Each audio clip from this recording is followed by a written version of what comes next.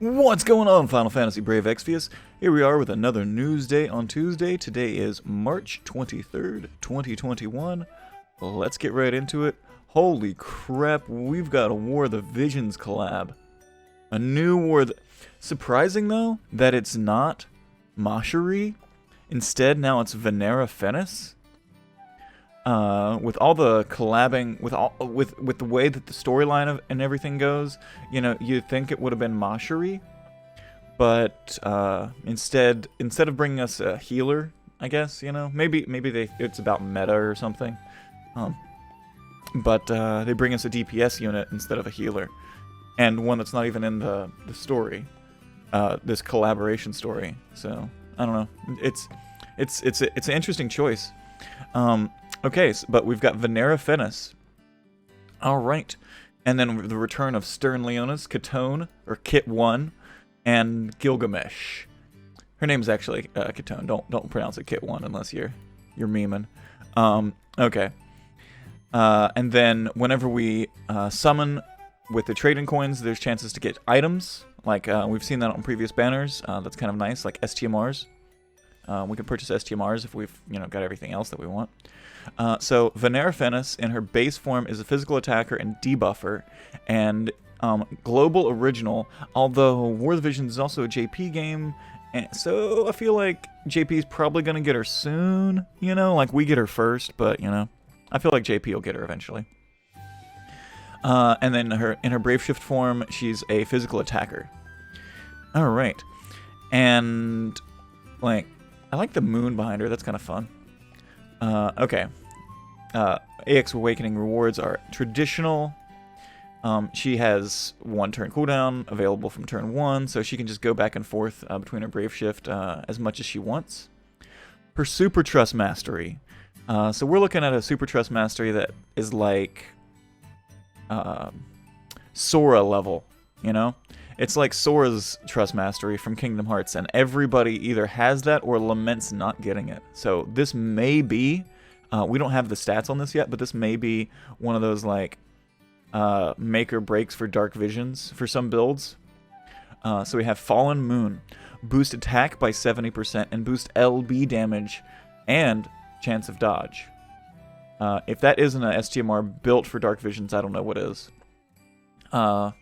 We got to see what the LB damage boost is, but that's pretty much it. I mean, the chance of dodge is also nice too.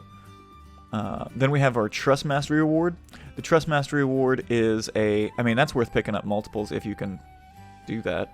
All right, good luck, Then there's the Accessory, which is Bewitching Heals. HP 182, attack 40, defense 70, accessory. Activate False Veil of Darkness. Boost physical damage against humans and chance of evading some physical attacks. So it's got dodge and human killer on it. We'll have to see what percentages. Probably 50% human killer, and I'm going to guess maybe 25% dodge. Which means it's a great accessory, too. So if these two are what I think they are, she's got a great TMR and a great STMR.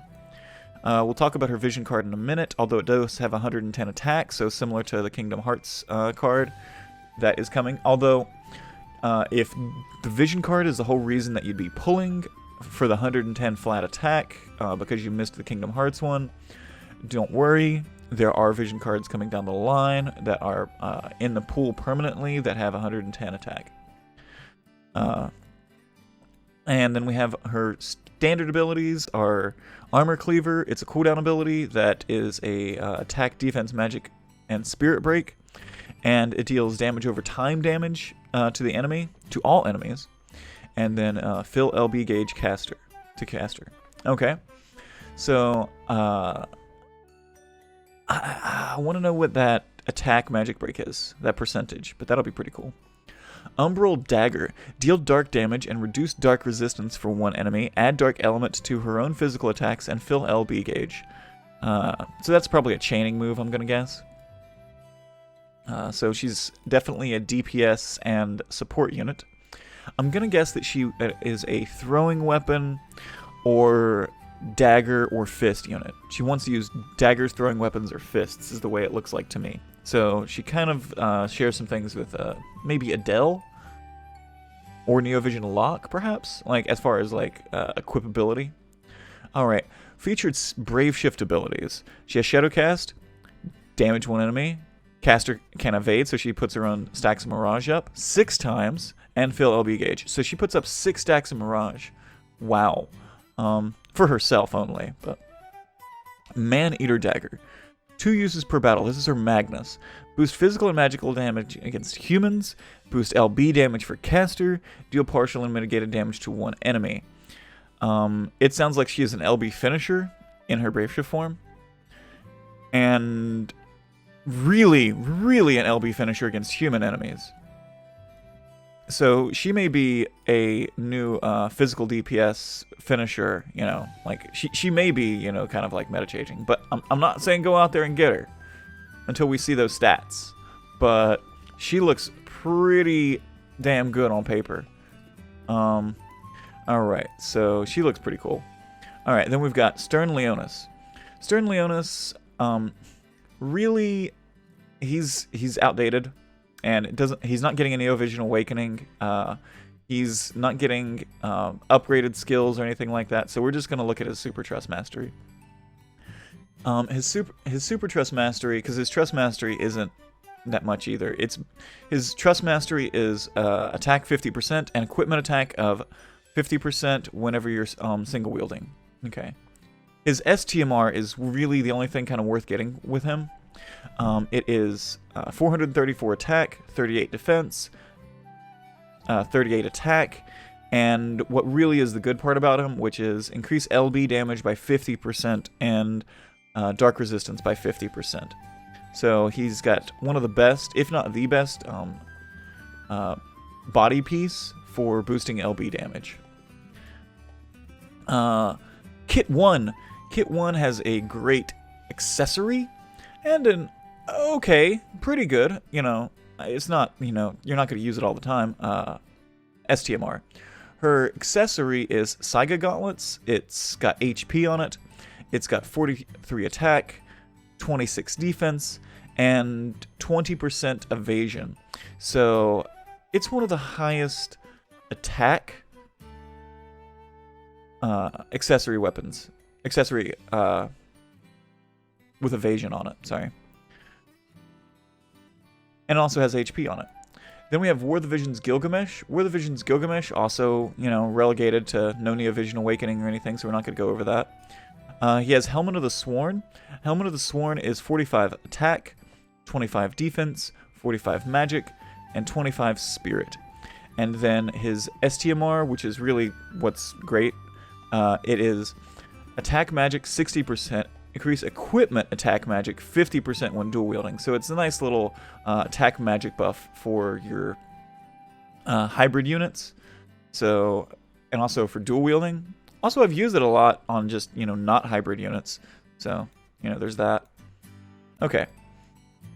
So that's the banner. We've got Wings That Transcend Time, STMR. We've got Saiga Gauntlets, Trust Mastery. We've got Lion Armor, Super Trust Mastery. We've got, oh my god, this unit looks amazing.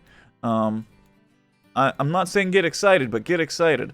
Okay, so Vinera Fennes. Alright.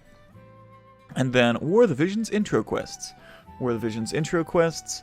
You get Vinera Fennes' intro quest. So you get Twilight Oath by completing her intro quest. It's a dagger that is a dark elemental dagger with 130 attack and chance to inflict poison. It seems like they're wanting us to have weapons that inflict things more often now in trials. Like Chimera wanted one, wanted you to inflict disease. Grub wanted you to inflict poison. So, you know, this might be worth picking up. Chance of evading some physical attacks to Vinera only. Okay? And then you've got your Gilgamesh intro quest, where you can pick up Excalibur, 120 attack, magic 72. I have a feeling like if there's a week 2 for this event, they might upgrade these weapons. Perhaps. Fated Prince, Faded Prince's Golden Blade, 41 HP. It's a great sword. 142 attack with 10 magic. And Kit 1 has Sasuke's Katana. HP 45, attack 118, magic 68. Katana again, and boost equipment attack when armed with 2 one-handed weapons. So whenever you're dual wielding. Okay? So I'm excited for the dagger again. Again, the new stuff, you know, the old stuff is okay, but the new stuff is, you know, shiny. All right, our new vision card, which comes off of Vinera Fennes. This is from the storyline of War of the Visions. It's a little Herdario horn, and her, you know, they fell in love, and then this happened. Okay, so it's got 110 flat attack, which is amazing, and then a boost attack by 50%. And another 50% when equipped with a short sword, so a dagger. Boost attack by 100% when equipped with a dagger. And if equipped to a FFBE or War of the Visions unit, then Human Killer. So this could be a great card. I mean, it already is with 110 attack and then 100% with a dagger equipped. But you throw on Human Killer on top of that, and that's crazy. Then we've got, no matter the cost, the Riser Vision card. You can purchase that again. Riser Vision card is basically just lightning and earth resistance, if you wanted to pick that up. Dark Visions is coming at us again. So I can almost bet you that Vinera Fennes is needed for like the #1 slot, probably. Maybe not, but they tend to do that, you know? To make it to where you have to pull for the new unit to do the Dark Visions. Alright, so do your Dark Visions, you know, at least if you can't, you know, get to the top, at least get your Dark Matter so you can start crafting your Dark Visions weapons. Barrier Tower Exploration. So this is our Final Fantasy V Part 2 event. You can get, I like that they're actually telling us what's in the chests a little bit now. You can get a Blood Sword, so it's a sword with a 84 attack, 145 magic, so it's a nice sword with magic on it. That's one of the more rare things to have. And it enables a skill, deal magic damage to one enemy, and restore HP for caster. And then gold hairpin. It is a hat with MP 80, Spirit 30, MP 30%, and activate Beautiful Goldworks magic. Reduce MP consumed by 10%. So if you're using like a support unit, like a buffer that goes through their MP a lot, or a healer, and you're going through your MP way too much, then this might be worth picking up. And we'll see about Bloodsword. Bloodsword maybe, you know. So take your Final Fantasy V units in there, you know, get it done. Story continues. Chapter 7-2 for Season 3, for those of you that are going hard on the story. Our free weekly 10+1 summon continues, so enjoy that. So we get another, you know, free pull at the beginning of the week. The exchange shop for Vinera has Vinera's fragments in it, and then all the other units and their prisms in it. It also has a Lox Dagger, a Grand Reverie, a Hisame Clan Shuriken, a Seraph Comb, and a Shadow Bearer in it. Those being TMRs and STMRs that'll most likely be really good in slot for Vinera Fennes. You have the War of the Visions FFBE Treasure Summon, limited to 1 per player, so this is probably going to be a paid banner that you can get a 1.5% rate for Vinera Fennes, 3% Neovision rate, and you get 1 summon coin and 1 Neovision EX ticket, and a guaranteed 5-star for pulling on the banner. So if it's anything like the last one, it'll be like 12 USD, but we'll see. Okay. Your Fountain of Lapis is coming back. If you're the Dolphinest Dolphin and you only spend on things, like the Fountain of Lapis is always worth it. Alright, so Fountain of Lapis. Then we have Deadly Seductress login bonus. So the login bonus is pretty traditional, you know, we're still not getting those Transcension Pearls again, but whatever. So you get your login fragments and stuff. We've got unit revamps. Now this is kind of cool. The unit revamps, we've got, instead of like Neovision awakening them, or just even doing ability awakenings, they just made it standard. So they just gave it to us. So we don't have to do ability awakenings or whatever. You pull Nickel of the Epsilon Star, you get these upgraded abilities. They just changed his kit. In JP, this was a ability awakening, but for us, it's just an upgrade. Like, we just get this. So, I'll just quickly go over what changes for him a little bit, rather than going over every skill. His LB goes to a 280% buff for 5 turns, 50% general damage mitigation, and grant HP barrier for 5 turns to all allies. Okay, his passive increases modifiers by 40x, bringing it up to, what is that, like 40.5x? Yeah, 40.5x for his AR chaining skills, which are ice and water. He gets 60% passive ice resistance, and he autofills the LB gauge to all allies by 3 to 4 every turn. And it increases his own magic and spirit by 70%. His activatable abilities, he gets 70% breaks. He can increase the Evo gauge. Let's see here.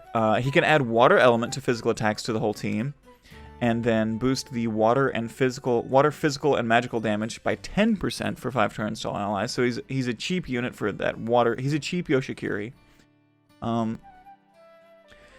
He can mitigate physical and magical damage taken by 45% to all allies. He can increase ice, dark, water, and light resistance by 80% for 5 turns to all allies. And he can mitigate physical and magical damage against demons by 45% to all allies. And he can refresh MP and HP as he did before, just to higher values. And then he can also increase ice, water, light, and dark resistance on a separate skill by 100% for 3 turns to all allies. And he can also fill the LB gauge by 15 to all allies, and that's on a multiple cast ability, so you could actually probably like fill the whole team's LB with him if you unlock the skill and then use that. Okay, so he becomes a nice little support unit, a nice little 7-star support unit that could see some niche use. Alright, Sakura of the Delta Star, she might see some Dark Visions use. Okay, so what she gets is her LB changes. Her LB changes to essentially a 100x multiplier. Lightning magic damage. So, not bad for a little 7-star unit.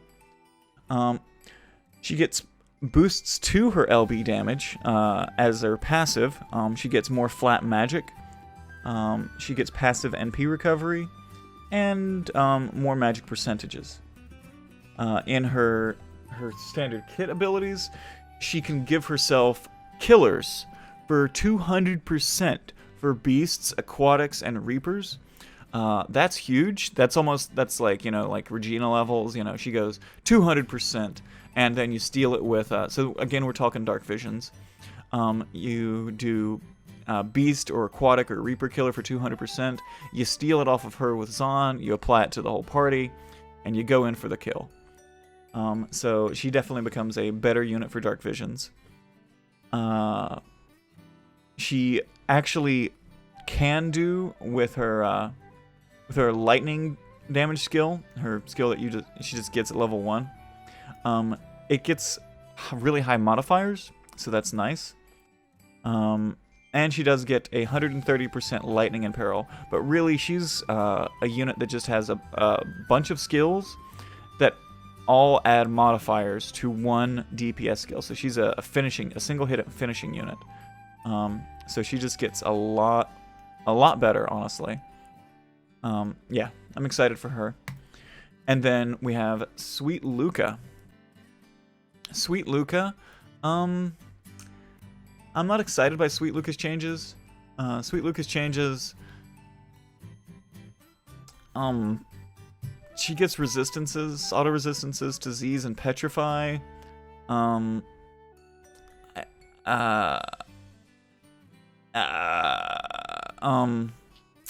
She gets where she can auto boost water, wind, and light resistance by 100% for 5 turns. She can mitigate damage by 45% for 5 turns to all allies. She can give 50% killers to all turns for fairy, avian, and aquatic. She can do 110% in peril to water and light, wind and wind. And she can add wind element or light element or water element to the whole party. She can do AoE imbue, and then once she's done the AoE imbue, she can also give a 15% damage buff to either light, wind, or water. So that's actually kind of cool. She can do imbue and then damage buff. So for a nice little 7-star, she does have that in her kit. Okay. So again, she is a imbue buffer. Probably a new Dark Vision staple for a lot of stages. Sakura the Delta Star is. And then Nikolaev the Epsilon Star becomes a pretty decent support unit. Alright. And then what else we got looking at? What else? Bonus present ticket summon. So it's a new summon pool. And you get bonus present tickets by purchasing the Kindred Heroes Adamantite chest or Kindred Heroes Crystal chest in the bundle shop. So if you buy the chests, you get more rewards. And in here you can get Neo Visions tickets, EX tickets, 5-star select summon tickets, Ascension Pearls, Transcension Pearls, Trust Moogles, Super Trust Moogle exchange tickets, and Super Trust Moogles, and then just straight Lapis. Okay? Alright, and then it's the banner for maintenance. Alright, we've got the banner for maintenance. Alright, so what do we got coming at you this week? We've got Neo Vision Vinera Fennes. Oh my god. Oh my god, she looks amazing. We've got the intro quests. Yeah, do them, it's free Lapis. The vision cards, Vinera's vision card looks amazing. We got Dark Visions. At least do it. If you doesn't matter if you can't, just try and kill a boss or two. Barrier Tower Exploration. Exploration's pretty easy to do, and we might be able to get some nice little rewards in there. Stories continuing on. We still get free 10+1 summons at the beginning of every week. The exchange shop still has the STMRs in it and TMRs in it added. A new summon box, I guess. The Fountain of Lapis is coming back. And we got 3 units that are getting revamped, which is kind of nice. Okay. Alright. So, thanks for hanging out, guys. If you're pulling for Vinera Fennes, tell me in the comments if you got her or not, or if you're excited. Alright. Much love. Peace.